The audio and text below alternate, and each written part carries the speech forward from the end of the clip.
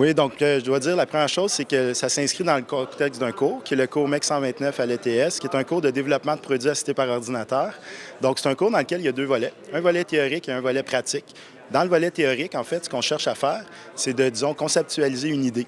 Donc, par exemple, un client va avoir une idée, puis de cette idée-là va émaner un produit. Donc, c'est pour ça de l'idée au produit. Maintenant, dans le cours, à la base, disons, pour traduire l'idée du client en des besoins, on utilisait une technique qui était ce qu'on appelle la maison de la qualité. Donc, cette maison de la qualité-là, en fait, c'est un outil qui aujourd'hui est moins utilisé, qui est moins pertinent. Donc, disons, ce qu'on a voulu introduire dans le cours, c'est des nouvelles notions qui sont issues d'une norme qui est très récente, qui est un organisme international ISO.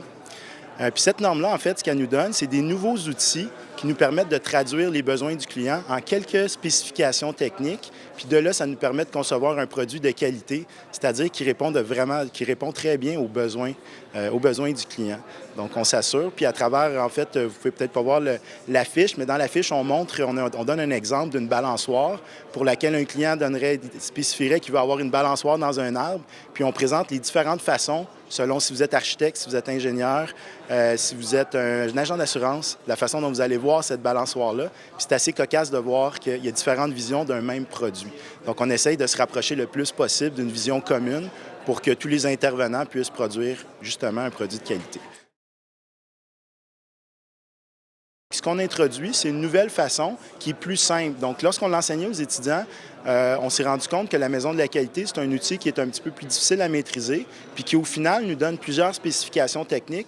Puis on se rend compte qu'on n'en a pas besoin d'autant. On a besoin seulement de quelques spécifications pour traduire l'idée en un produit qui répond aux besoins. Donc, c'est en utilisant cette norme-là et les outils qu'elle propose que ça permet de simplifier le processus à ce moment-là. Puis c'est une norme très récente. À mon avis, on doit être une des seules universités qui la propose actuellement. Donc, c'est enseigné par un institut qui s'appelle l'Institut du déploiement de la fonction qualité. Mais à l'ETS, je pense qu'on a été assez innovant avec, en fait, Sylvie Doré, qui est une professeure à l'école, qui a fait une formation dans le domaine spécifique à ça, puis qui a amené ces outils-là à l'école. Puis nous, on les a fait formaliser dans le cours pour rendre ça. Donc, on a fait plusieurs choses.